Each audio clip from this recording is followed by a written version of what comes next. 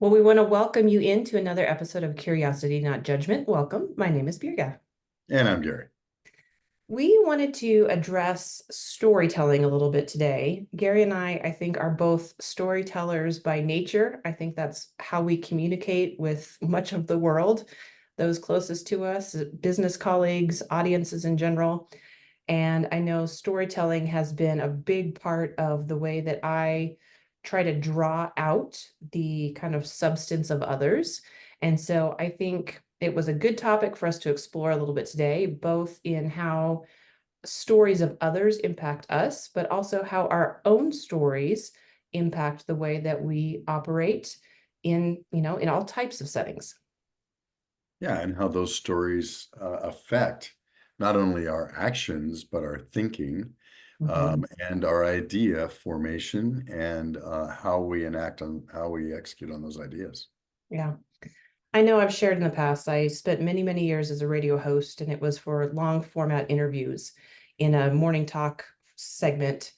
And I know that I would oftentimes get emailed canned questions by a publicist or somebody ahead of time. They would have specific questions they wanted me to ask. And I was the troublemaker, and I never asked those questions because to me, I don't care about a canned response, right? I wanted to have something deeper, something more, I guess, vulnerable, something more genuine. And so oftentimes, it would be an interview segment for someone who'd written a book or somebody who had some sort of a speaking platform. And the message that they wanted to promote, I'm sure it was good and fine, but inevitably, my heart was always like, let's be real people. Let's talk about real stuff, and let's hear your heart about why you're involved in this world in the first place, and how does it apply to the people that are listening. And so I think I've always kind of had that curious bent about me. Yeah, and I mean, and now listen, even canned questions can sometimes get people talking about something they're passionate about, which is Right. great. But I understand what you're saying. You're not looking for the prepared or rehearsed answer. You're Right. looking for something a little bit more on the fly, genuine and has a little bit of the real person in there, some Yeah. vulnerability, as you say.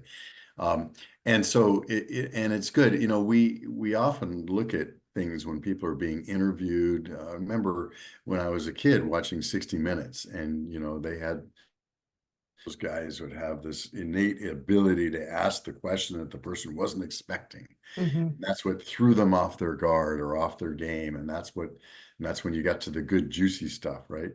And so, that's always a fun way to be.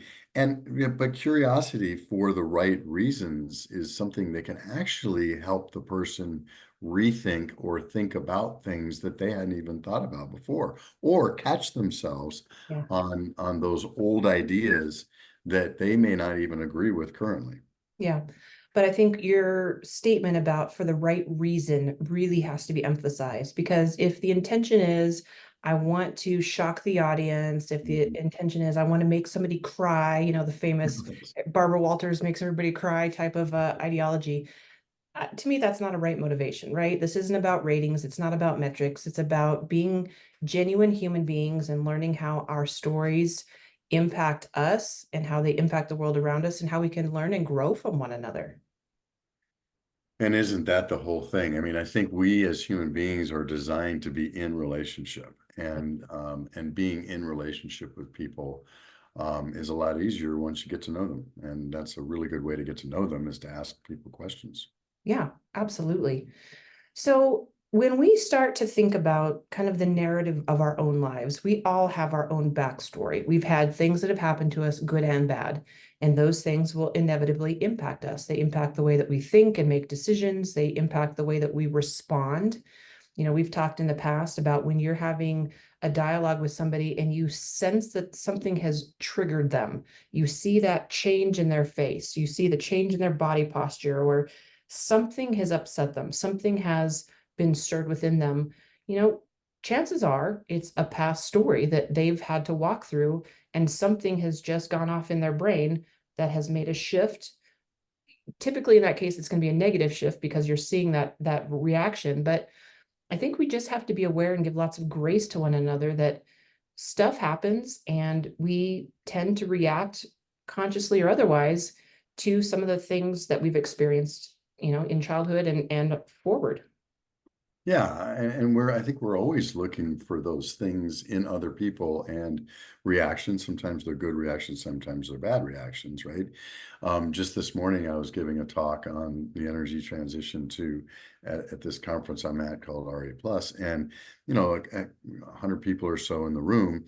I'm always looking for those people who are nodding their heads, who are figuring out, and then I can feed off, and that gives me energy too to talk more about that. And I sometimes find myself going way off script, Mm.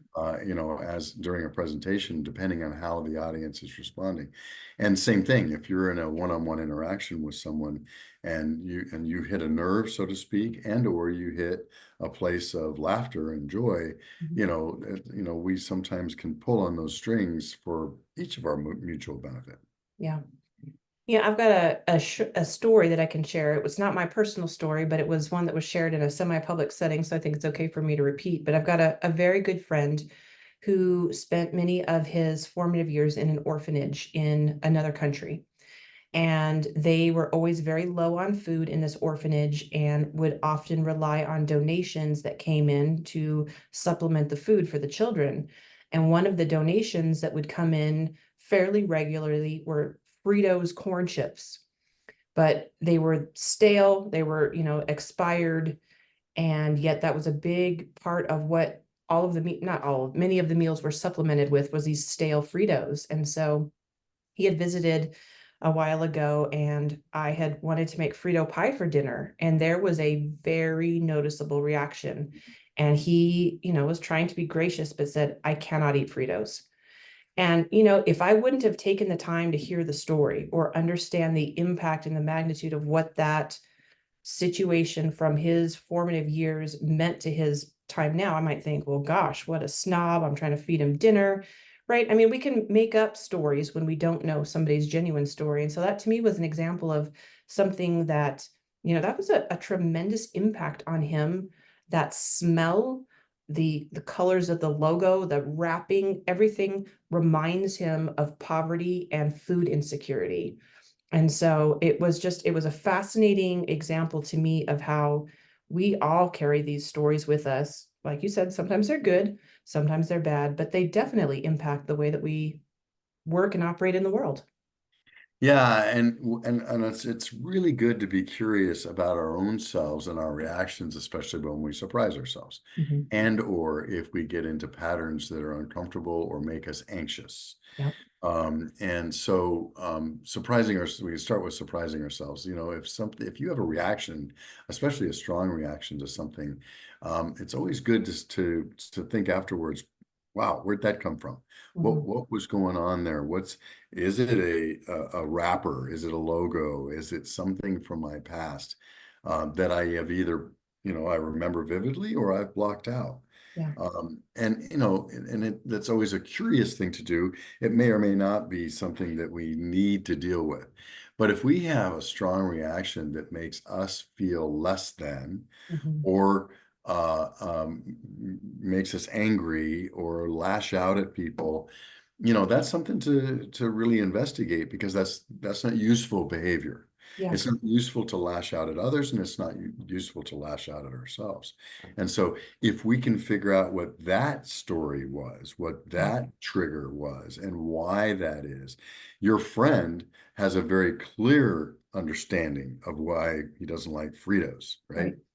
Um, but it's usually more nuanced than that. And Right. sometimes it's a big mystery. It's like, why do I do that? Why do I respond that way?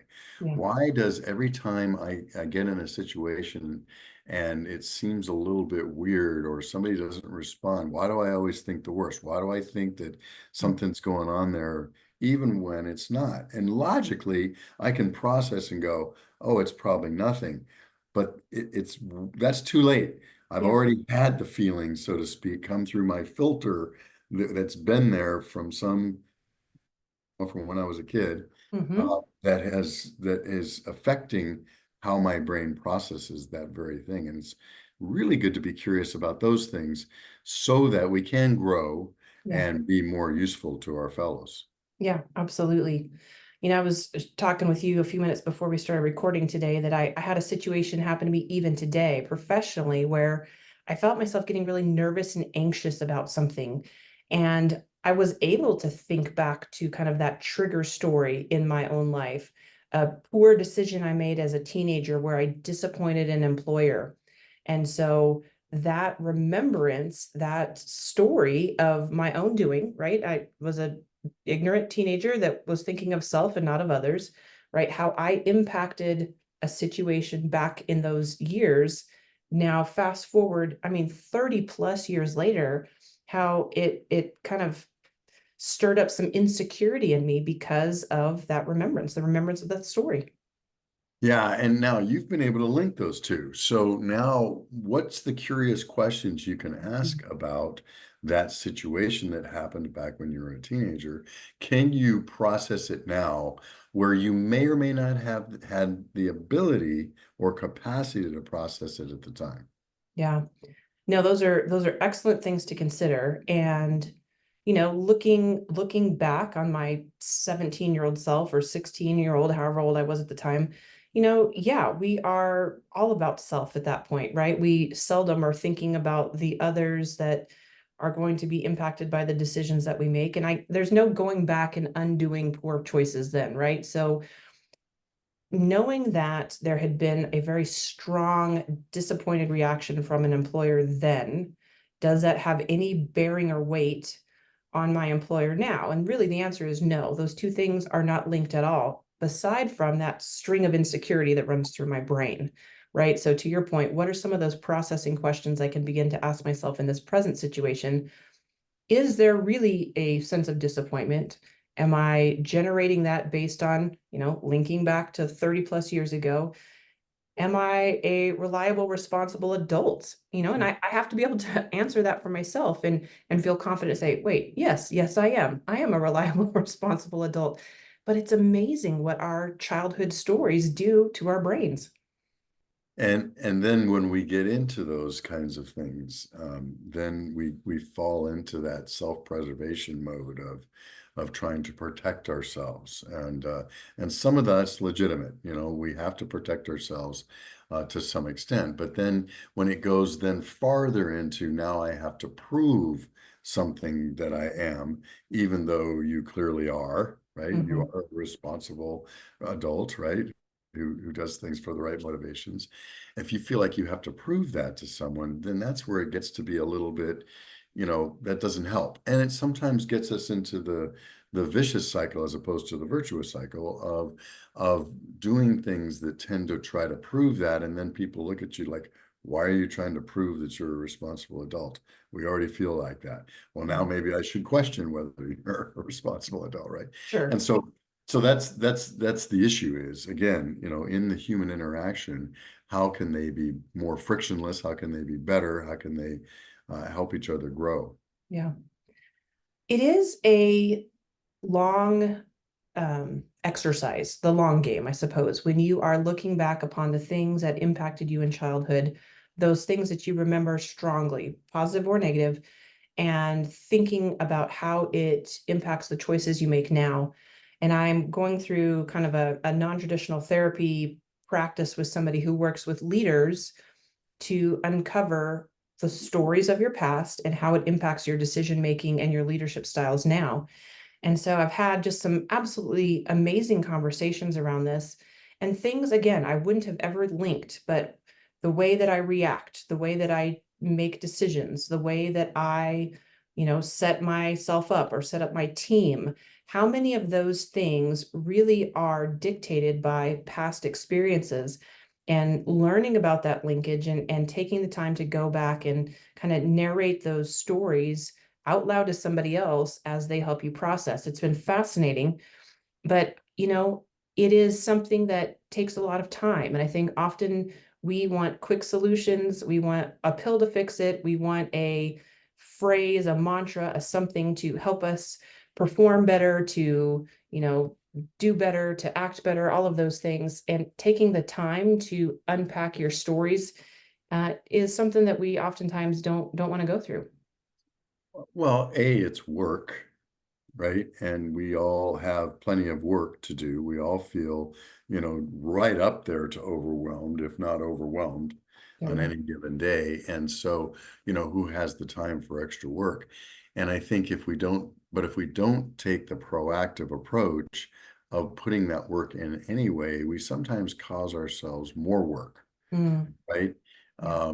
And so that's the issue is if you're finding something that continues to happen over and over again, like Groundhog Day, and you think that it would be it, and you come to the realization that it would be better if that's not the way things happened. Well, then it's better to address it. And you're talking about the long game versus the short game. The short game is not going to get you there, right? You have to think, okay, the the level of effort expended is equal or less than the amount of pain that I'm enduring and future effort that I'm Hmm. going to have to put in fixing this and or being anxious or thinking about it anyway. So Right. you might as well bite the bullet and do the work now. Yeah.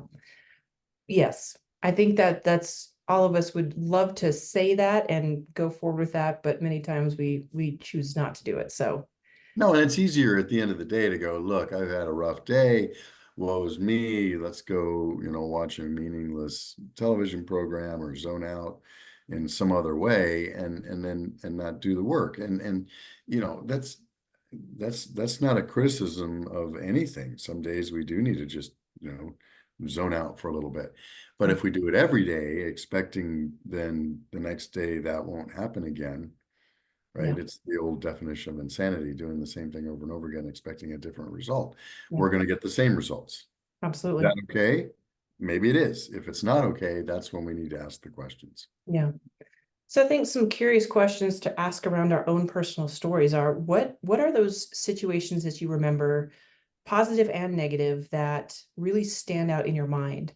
And I think it's probably worth making some sort of a little journal. It doesn't have to be, one 12-hour day where just strain your brain and have to list everything out. But just as you're going through life and something comes to mind, like, oh, I remember that time when, we had a car accident when I was 6 years old and I was so scared and whatever, just to begin to write down some of those moments. And then if and when you find yourself reacting in present day in a very strong manner with something that takes you by surprise, can you take some time later that day to look back and say, is there a bridge here? Is there a link here?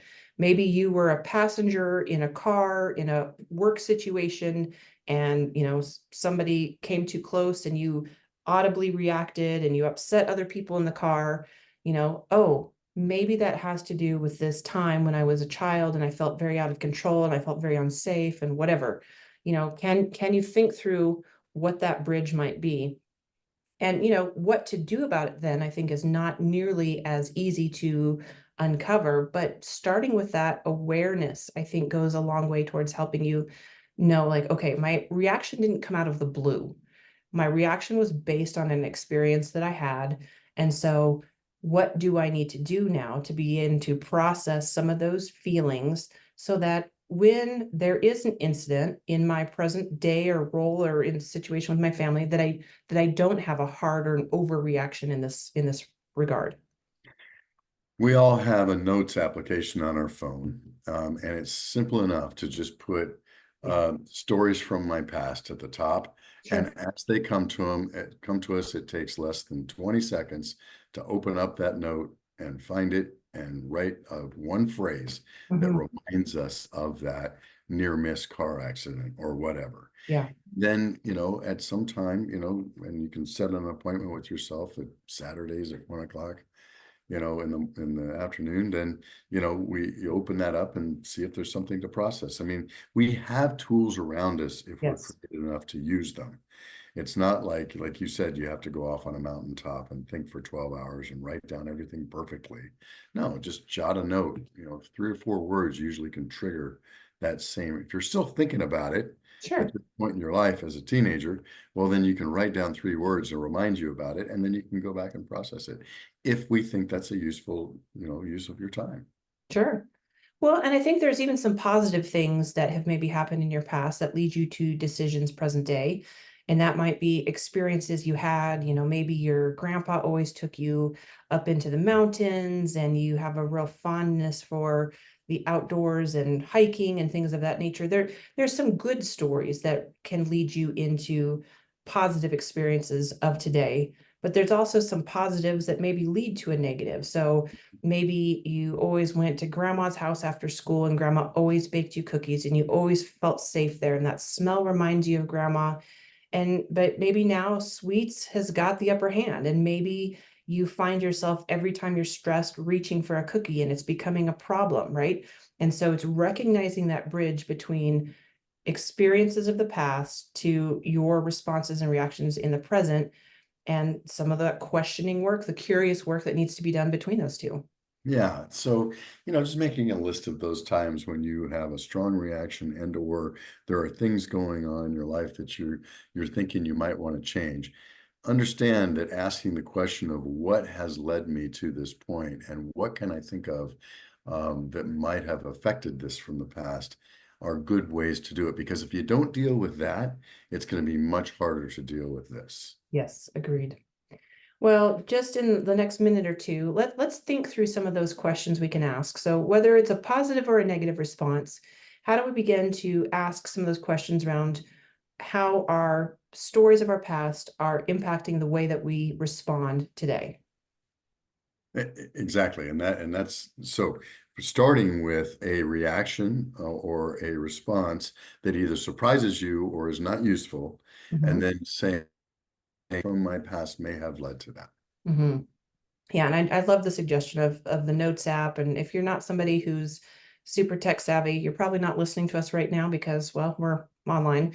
But supposing that you don't want to use a Notes app, good old journal will work too, Yep. right? You can Yep. whip This is out the good. old paper and pen and begin to jot some of those things down as you process some of those stories and some of those questions around why you do the things that you do. So all right, I think we will kind of just wind it down with that. And I know that you and I both have lots of stories in mind about how, things impact us. And I'm sure our viewers and listeners do as well. And so as always, if you've got something that you want to reach out and share with us, we'd love to hear it. Maybe just even in the course of this episode, you made that mental connection, like, oh, that's why I do that.